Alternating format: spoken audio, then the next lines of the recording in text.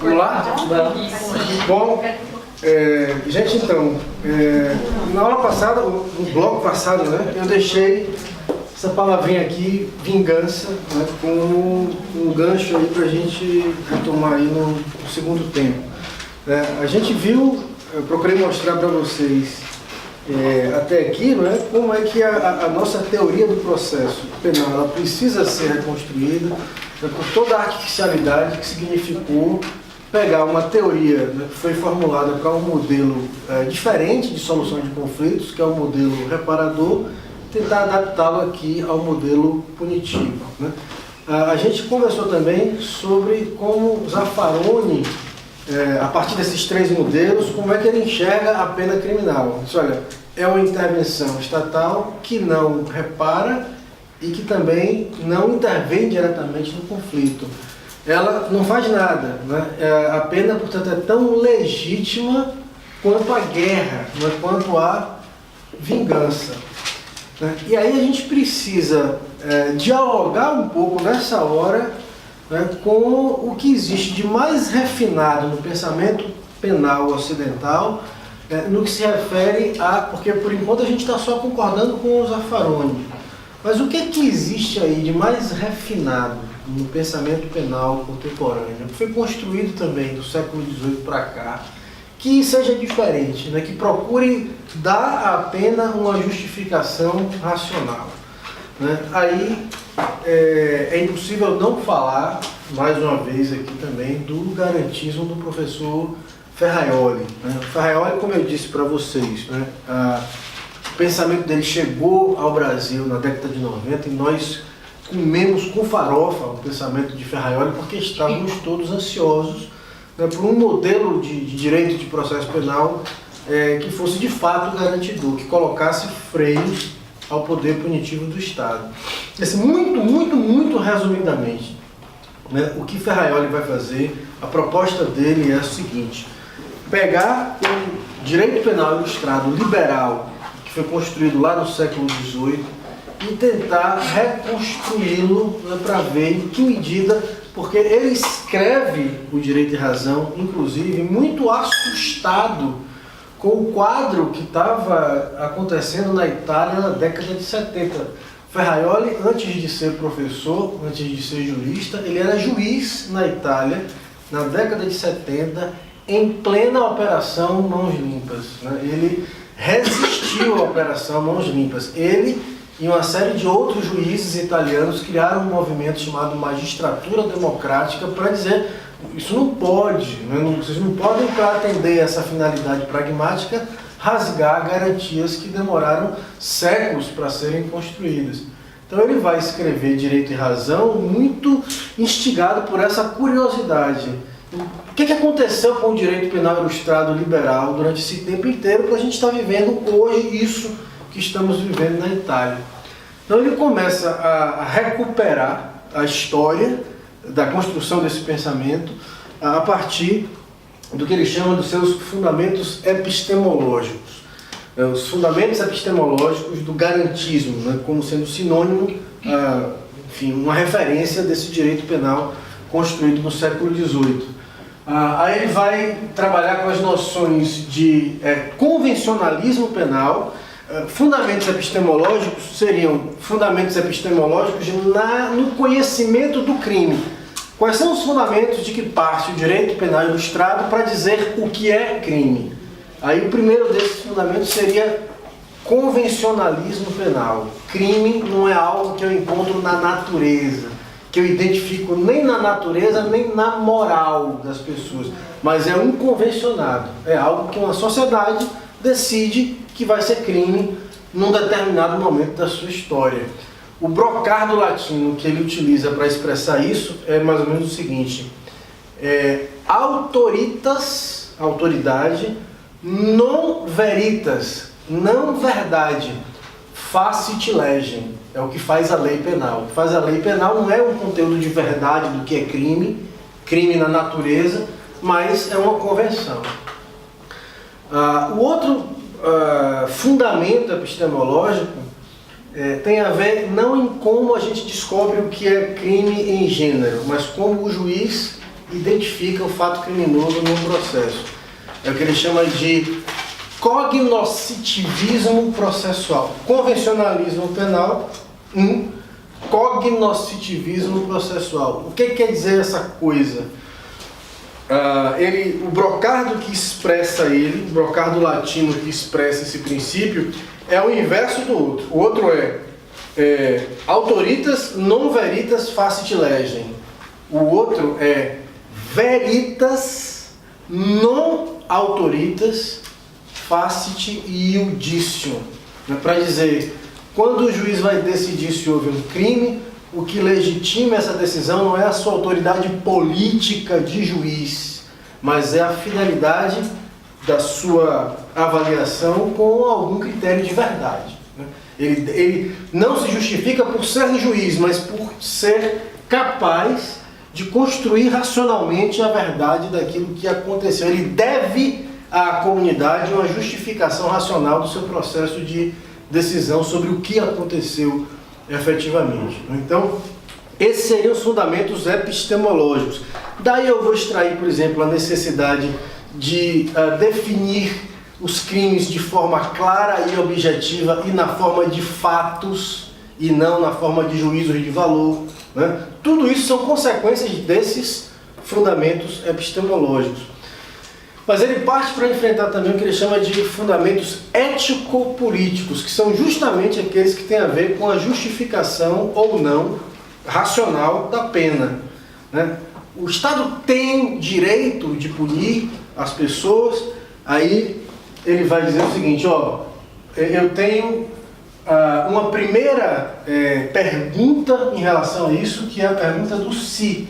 Se tem. O Estado tem ou não tem o direito de punir? Eu só parto para a pergunta posterior se eu responder essa afirmativamente, né? Se eu respondo sim a essa pergunta, se eu respondo não, eu sou um abolicionista. Farreoli diz, olha, eu não sou abolicionista. Eu respondo sim. Eu digo que o Estado, ele se afasta de Zaffaroni no particular. Zaffaroni diz, olha, eu sou agnóstico, né? Farreoli diz, não, o Estado pode punir. Mas se eu respondo sim, eu tenho que partir para a segunda pergunta imediatamente posterior, que é a pergunta do porquê. Ok, eu posso, mas por quê? O que é que justifica isso racionalmente? Aí eu vou ter duas alternativas. Ou eu sou um justificacionista porque acredito que a pena é um fim em si mesmo, né? Fim em si mesmo. Eu sou um retribucionista, né? Eu acho que a pena se justifica porque ela é a justa retribuição do mal que foi produzido. Ou então eu não acredito nisso e acredito que a pena seja um meio. Logo, eu adoto uma concepção utilitarista da pena. Ele vai dizer não a isso aqui. Ele diz, olha, essa história de que a pena é um fim em si mesmo, isso remonta a sistemas mágicos e religiosos de solução de conflitos. Isso não tem nenhuma base racional, repousa sobre uma lógica indemonstrável de que o castigo apaga o delito. Isso não é demonstrável, portanto não é racional. Portanto eu rejeito isso, já que eu estou preocupado com o fundamento racional da pena. Aí, então eu sou um utilitarista. Eu acredito que a pena é uma utilidade. Mas uma utilidade para quê? Aí ele vai buscar, vai resgatar, isso tudo ele vai reconstruindo da história, né? Do pensamento penal ilustrado. Ele vai buscar a noção clássica de utilitarismo. Utilitarismo na teoria política. Aí ele vai encontrar Jeremy Bentham, que vai dizer que utilidade ou utilitarismo é buscar a maior felicidade possível para a maior quantidade possível de pessoas. Mais felicidade para a maior quantidade possível de pessoas. Como é que eu traduzo isso em termos de política criminal, né? para justificar a pena. A pena vai ser útil se ela for capaz de produzir felicidade. Como é que a pena pode produzir felicidade para a maior quantidade de pessoas? Quando ela produz segurança. Felicidade, em termos de política criminal, significa, na leitura que Ferraioli faz de como os autores pensam o utilitarismo penal, ele vai dizer: felicidade é igual a segurança da maioria de pessoas que não comete crime. Aí é que ele vai reconhecer como vertentes disso aqui, do utilitarismo penal, as chamadas teorias da prevenção, as diversas teorias da prevenção. Eu vou obter felicidade obtendo segurança, e eu vou obter segurança prevenindo a prática de novos crimes. Aí a gente tem aquelas 4 teorias das funções preventivas da pena. A teoria da prevenção, vou botar aqui no quadro para a gente organizar o pensamento. Prevenção geral, né? Geral no sentido de dirigida a todos. Prevenção geral, vamos começar pela especial. Prevenção especial, dirigida a um sujeito específico, negativa, que diz: a pena serve para prevenir novos crimes, neutralizando o criminoso. Né? Eu cometi o crime ali, tranco, você não comete crime. Né? Eu tenho também as teorias da prevenção especial positiva. Eu previno crimes, atuando sobre o criminoso, especificamente, mas não negativamente, positivamente. Não é lhe trancando, mas lhe ressocializando, lhe reeducando, para que você saia de lá uma pessoa melhor e não cometa novos crimes. Já tem gente dando risada, não precisa nem fazer a pilhéria, né? Ela já é espontânea. Tem as teorias da prevenção geral negativa, né, que dizem que a pena ela evita a prática de novos crimes, alcança a segurança, portanto felicidade, dissuadindo outras pessoas. Pelo exemplo, fulano, né, roubou e está preso, então eu não vou pelo mesmo caminho. E as da prevenção geral positiva, que dizem que a pena ela produziria o efeito de reforçar a confiança na norma jurídica. Também se dirigiria a todos. Então essas 4 teorias da prevenção, o próprio Ferraioli sai implodindo uma por uma, né, apontando a sua natureza artificial, né, como por exemplo na teoria da prevenção especial negativa, ela é falsa por si, porque não é porque alguém está preso que vai deixar de cometer crime, pelo amor de Deus, talvez seja onde mais se comete, né?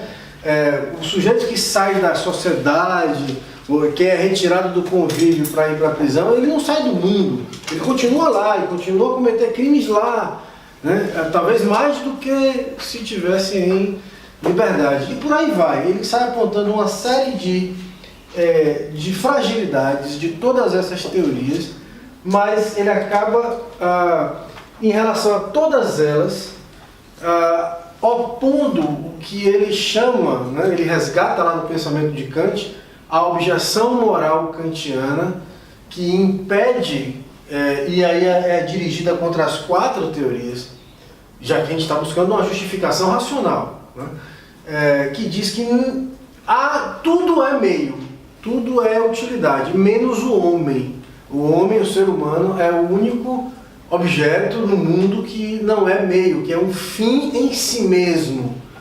Então, se ele é um fim em si mesmo, homem nenhum pode ser utilizado como meio para alcançar a felicidade na forma de segurança de quem quer que seja. Isso implode essas 4 teorias da prevenção. O problema é que Ferraioli, essa é uma contradição do pensamento de Ferraioli, ele no final das contas ele vai dizer: olha, nós precisamos de uma reforma na ideia de utilitarismo penal. Nós temos que fazer o seguinte: reformular essa ideia de utilitarismo penal como sendo a maior segurança para a maioria, né, para dizer o seguinte: eu vou alcançar essa maior felicidade para a maior quantidade possível de pessoas, conseguindo, ok, a segurança da maioria de pessoas que não comete crime, né, que já é questionável, né, se essa maioria existe ou não, né, mas também com o menor sofrimento necessário para a pessoa que eventualmente seja acusada de cometer os crimes. Eu preciso incluir o criminoso na felicidade, né? Não só as pessoas. O menor sofrimento necessário vai funcionar, portanto, como uma espécie de contrapeso em relação à segurança que eu busco. É por isso que Ferrari vai dizer que o direito penal ilustrado é a lei do mais fraco, porque, primeiro, é a lei que protege a vítima contra o agressor, mas protege também o agressor contra o Estado.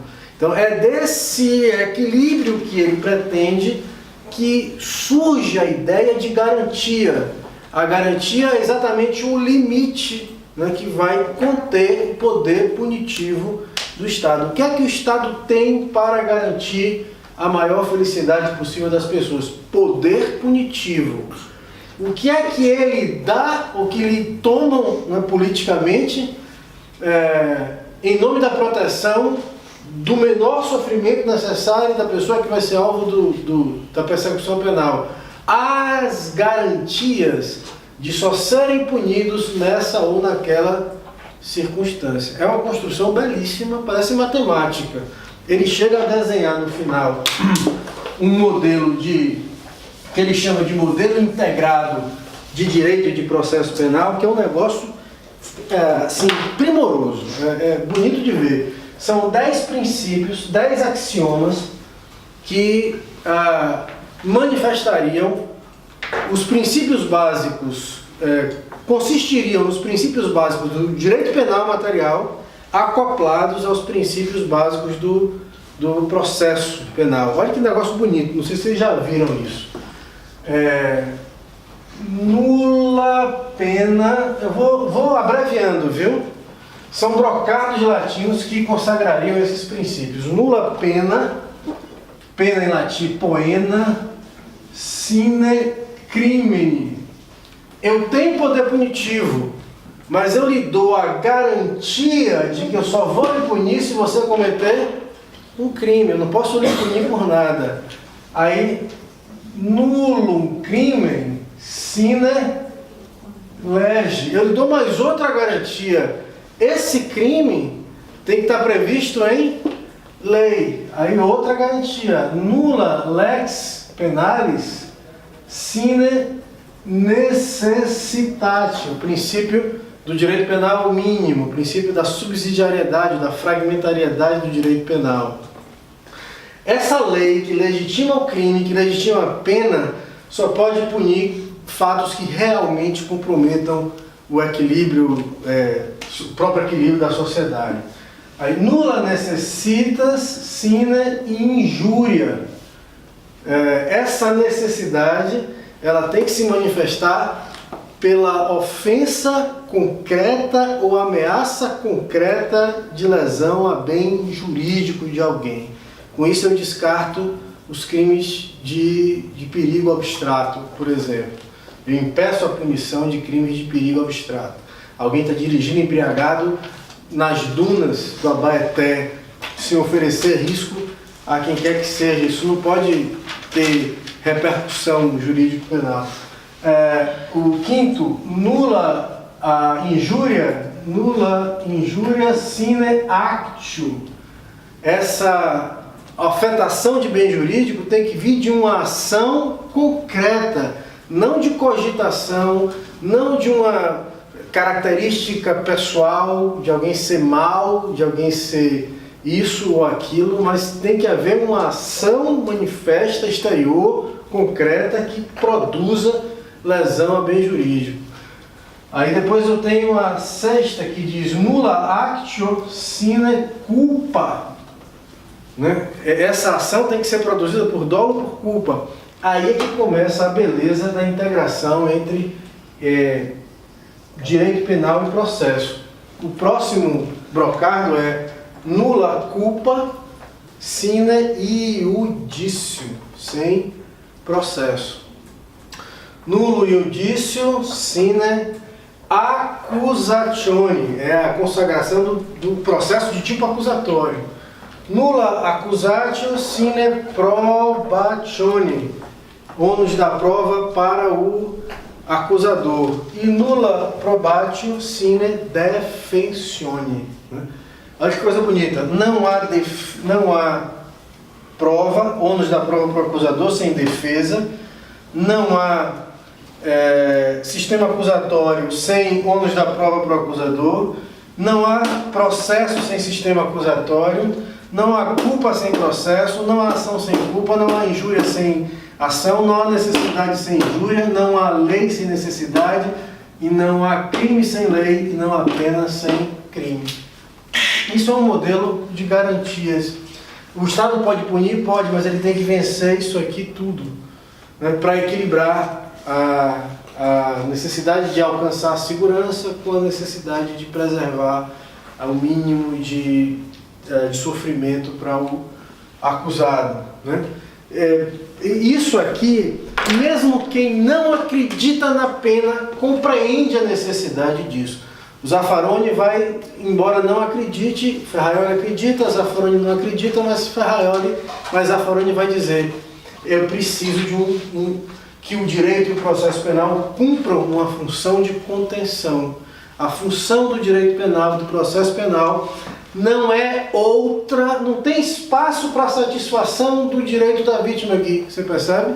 Não se cogita onde está a pessoa da vítima aqui, ninguém sabe, não se enxerga, porque a função do direito penal, do processo penal, não é a de dar reparação à vítima, mas é de conter o poder punitivo que está aqui. O Estado tem o poder, quem precisa do processo é o acusado, né? O Estado não precisa do processo, o Estado tem poder punitivo. Quem precisa das garantias do processo o processo penal serve só e somente só ao acusado. Olha que diferença brutal do processo. Quem é que vai imaginar isso no processo não penal, né? Agora, onde é que está a contradição, no meu modo de ver, do Ferraioli, e que me faz dar razão a Zaffaroni em relação a não reconhecer nenhum fundamento racional à pena? Primeiro, porque embora ele faça aquela objeção moral de Kant aqui, ele continua a dizer que a pena vai servir para duas coisas, né? A partir de um utilitarismo penal reformado, aquele que considera não apenas a segurança da maioria, mas a necessidade de preservar o mínimo de sofrimento para o acusado, ele vai dizer que a pena serve para duas coisas. Primeiro, para evitar novos crimes pela ameaça de pena. Embora ele negue aqui, ele saque Kant do bolso para dizer que não cabe utilitarismo, utilizando como utilidade o ser humano, mas ele acredita que a pena serve para desestimular a novos crimes pela ameaça, né, de aplicação do sofrimento. Aplicação pela ameaça de uma vingança pública, né? E serve também para desestimular a vingança privada contra o acusado. E com isso ele acredita que resgata a felicidade, né? Ele traz a felicidade do acusado para dentro do processo. É melhor que ele seja condenado e preso do que ele ser linchado pelas pessoas, do que ele ser vingado pela vítima ou pelos populares, ou por seja lá quem for.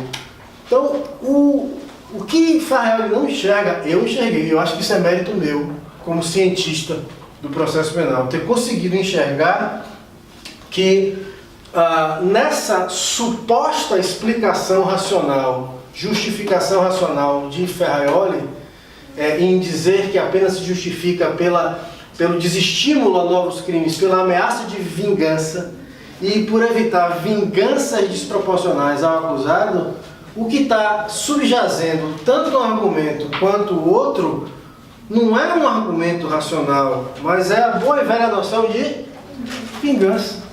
Ele se engana ao acreditar que está dando um fundamento racional, porque o que está no fundo, é a noção de vingança, que é uma irracionalidade. Aí ele volta àquilo que ele mesmo criticou lá atrás para dizer que essa ideia de que a pena elimina o crime, o castigo elimina o pecado, remonta a sistemas mágicos e religiosos, irracionais. Ele volta a essa mesma irracionalidade aqui.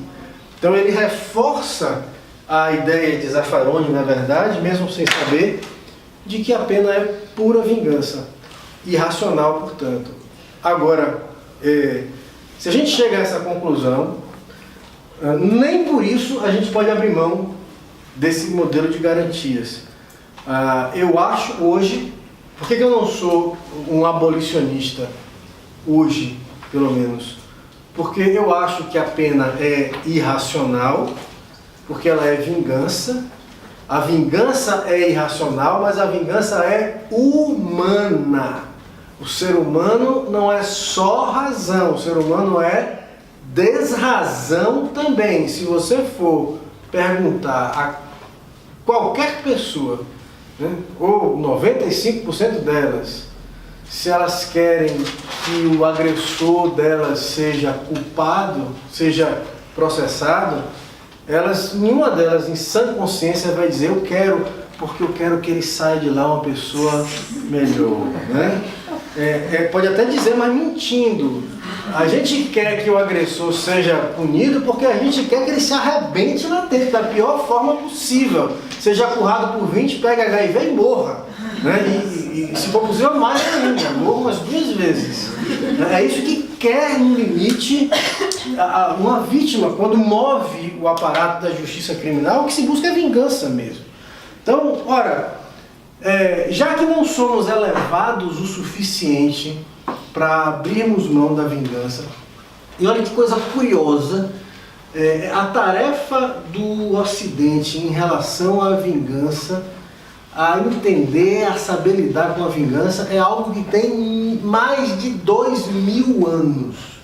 E é curioso perceber que toda a vida ocidental é influenciada pela filosofia cristã. A gente, seja cristão ou não, seja religioso ou não, o humanismo, a filosofia humanista, ela está fundada na filosofia cristã.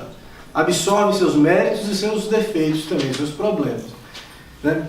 Pela primeira vez, lá, 2000 anos, um sujeito foi capaz de dizer assim, olha, vingança não tem o menor sentido. Liberte-se do seu desejo de vingança, né? Acabe com isso. E hoje, os partidos políticos que têm o cristianismo no nome são aqueles que mais alimentam propostas legislativas de endurecimento de penas, de redução de garantias, etc. Né? De redução de maioridade penal e por aí vai. É um negócio louco. A gente diz que é cristão, uma sociedade influenciada pelo cristianismo, mas somos uma sociedade que tem um desejo louco de vingança, né? de retribuir o mal que é produzido das piores formas. Então, olha, se é assim, né, vamos reconhecer isso e dizer, olha, você quer democraticamente manter a vingança como instrumento de solução de conflitos? Ok, mas vamos fazer dentro pelo menos de limites minimamente racionais, com todas essas garantias que o processo lhe dá. Como é que isso reflete no limite, já que é isso que a gente está trabalhando, na teoria do processo penal? Vai bater direto na noção de ação, na titularidade do direito de ação, ou do poder de ação, né? Olha, eu mesmo me pegando no vício, né? Na titularidade do poder de ação. Se é vingança que a vítima quer, então, querido, o papel dispositivo da vítima em relação à ação tem que ser absoluto.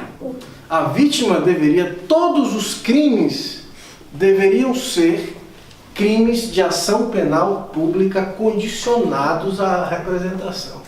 Até o homicídio. Não da vítima, claro, né? Mas dos sucessores. Pode parecer um negócio meio louco, né? Mas eu era tímido em relação a isso. Eu digo, não, homicídio não, velho. Homicídio, os parentes vão perdoar. Não sei. Aí vi uma matéria, uma reportagem sobre um caso criminal no Iraque.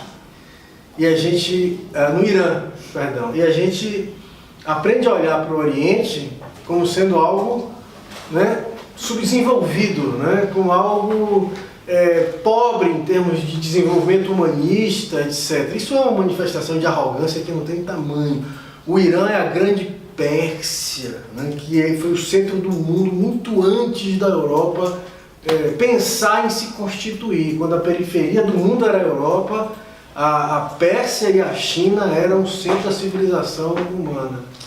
E a notícia que eu tive de lá era de um homicídio que já estava julgado, o cara ia ser executado, ele já estava literalmente com a corda no pescoço, o capuz preto na cabeça e a corda no pescoço.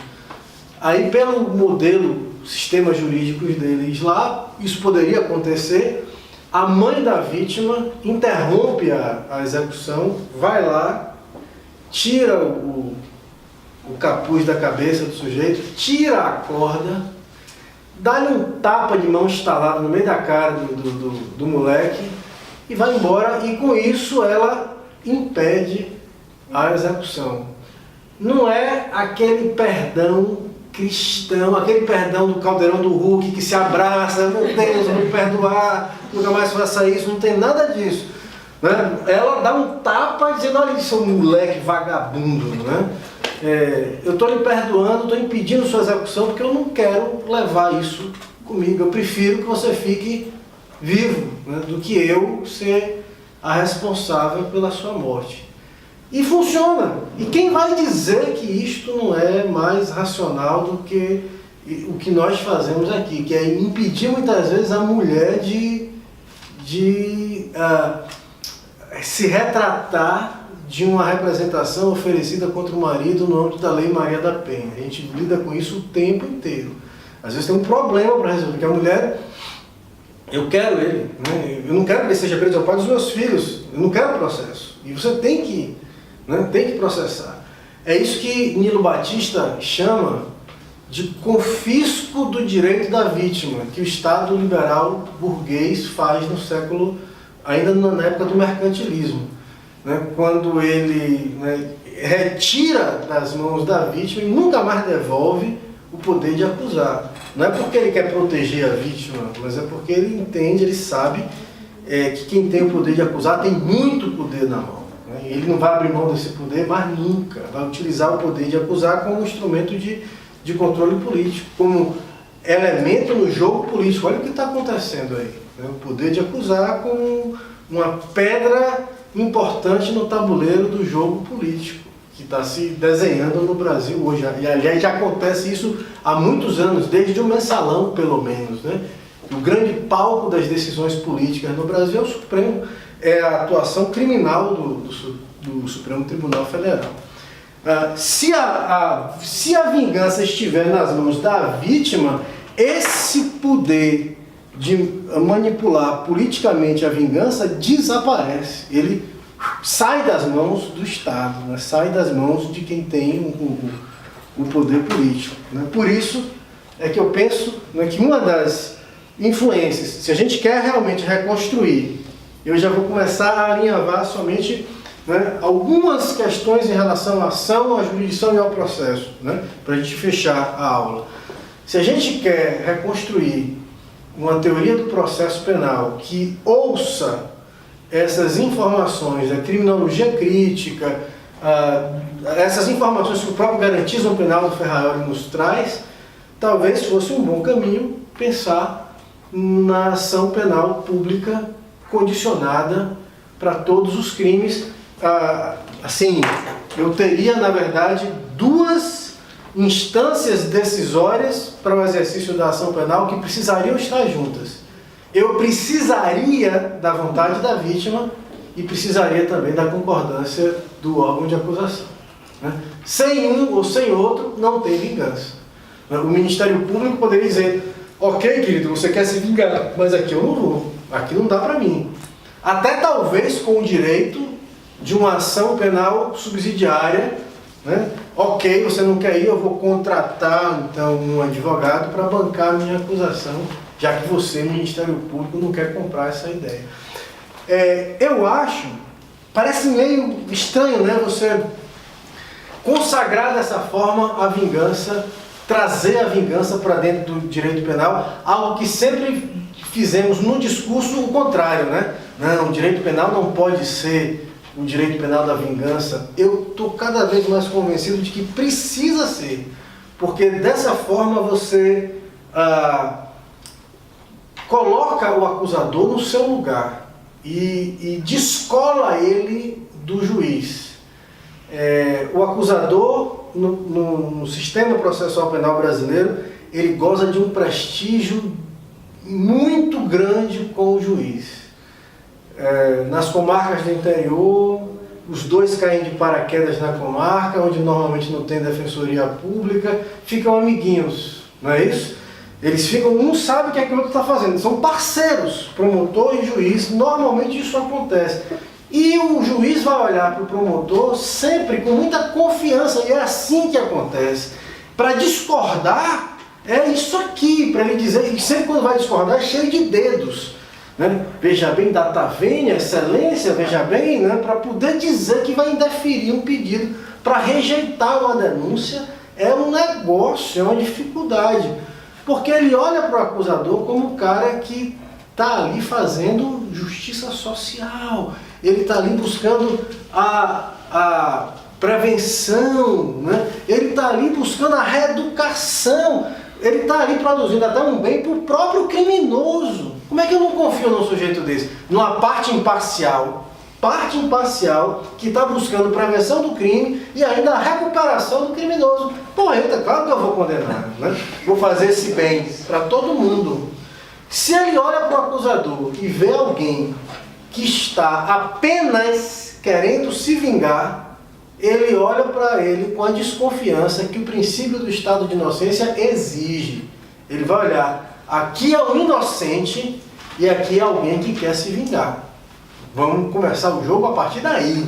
Percebe como uma coisa feia como a vingança, quando ela é colocada no lugar dela, ela serve, né, para reforçar uma rede de garantias, para assegurar a efetiva imparcialidade do juiz na hora de julgar. É por isso que eu tendo no plano da legitimidade, pensar na pena como, na ação penal, como algo que seja sempre público, condicionado à vontade do ofendido.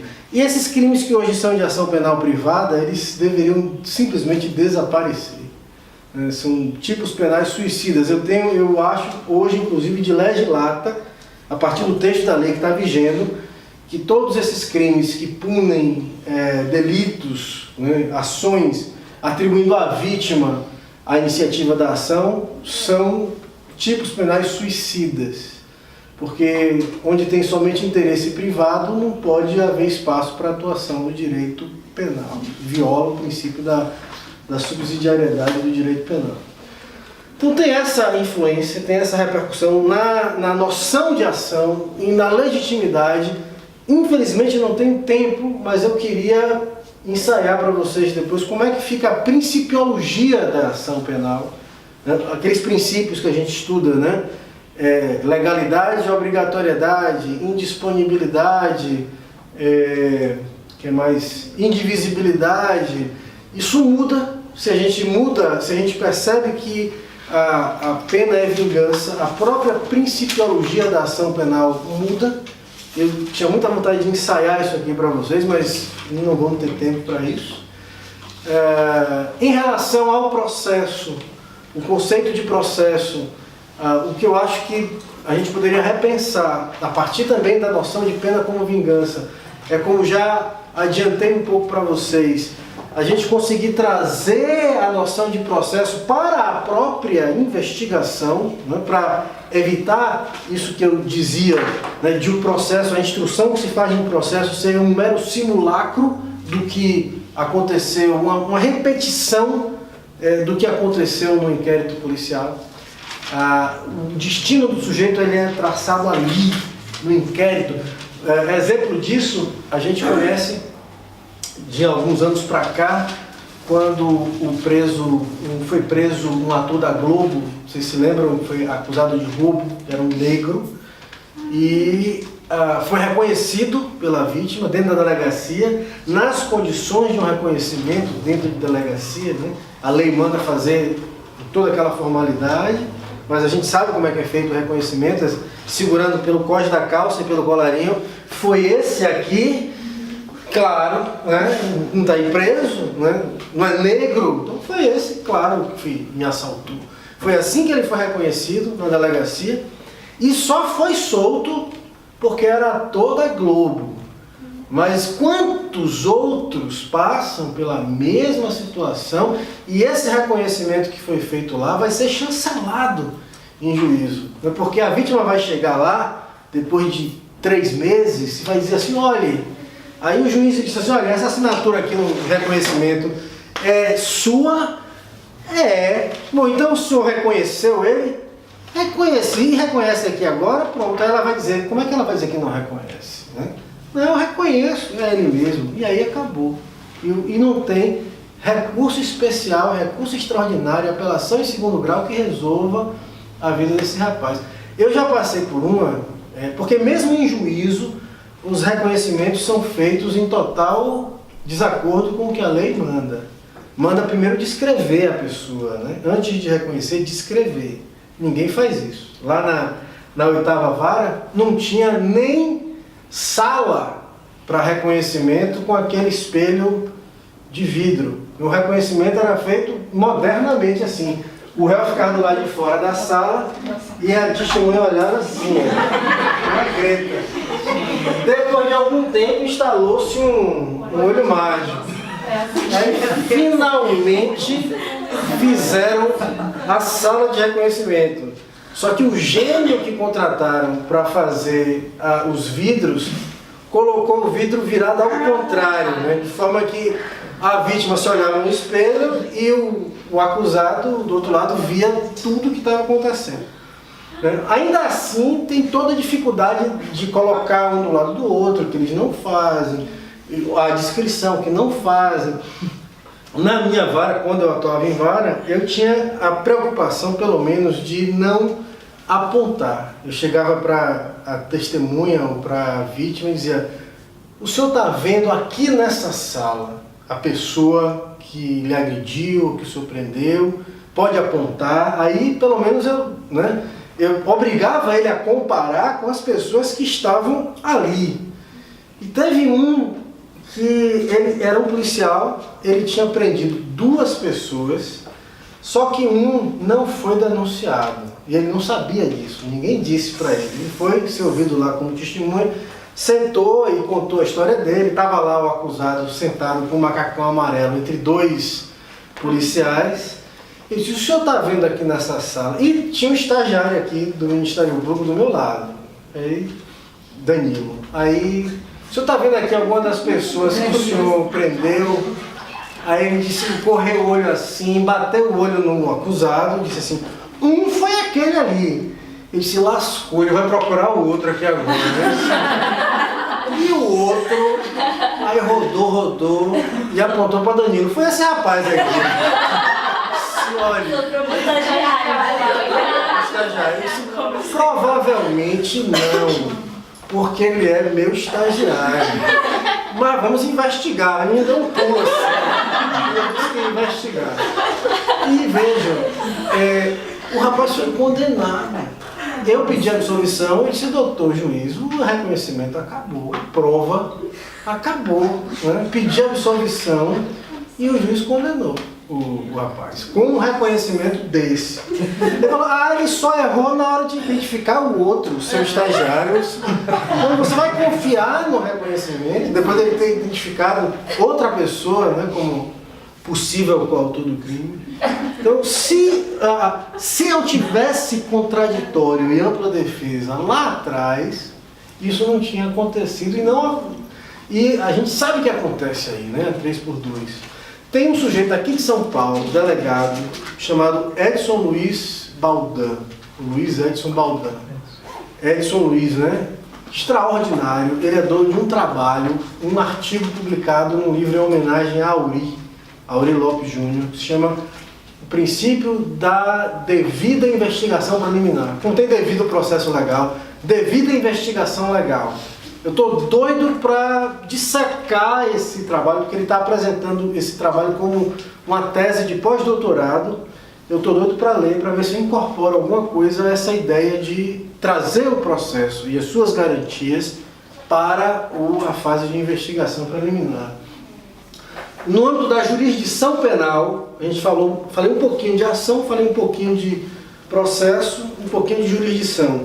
O que a gente precisa fazer, ou precisaria fazer, no âmbito da jurisdição penal, era implodir essa ideia de uma correlação, de uma unidade entre jurisdição penal e jurisdição não penal. Todos os manuais, inclusive os de processo penal, trabalham com essa lógica do princípio da unidade, que permite que a decisão do juiz penal repercuta no cível e a decisão do juiz cível repercuta na justiça penal.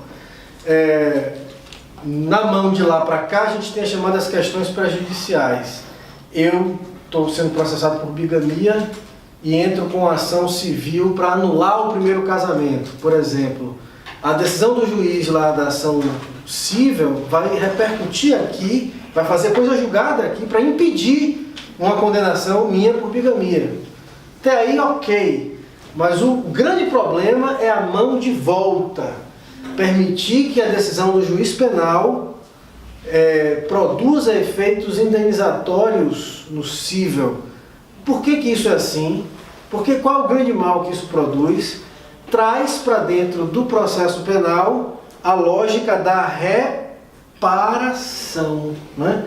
Que é a que a gente quer evitar, quer deixar isso lá no cível. Porque quando o juiz penal ele pensa, eu vou ou não vou absolver, se eu condenar, a vítima vai ter um título executivo para cobrar no cível.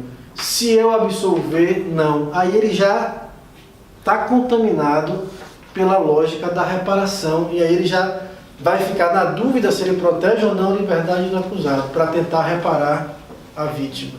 A ideia, numa teoria do processo penal desvinculada da teoria geral do processo, seria implodir essa história da unidade da jurisdição para que as decisões penais tivessem efeito somente e somente penal e as decisões cíveis também não tivessem nenhuma repercussão do lado de cá.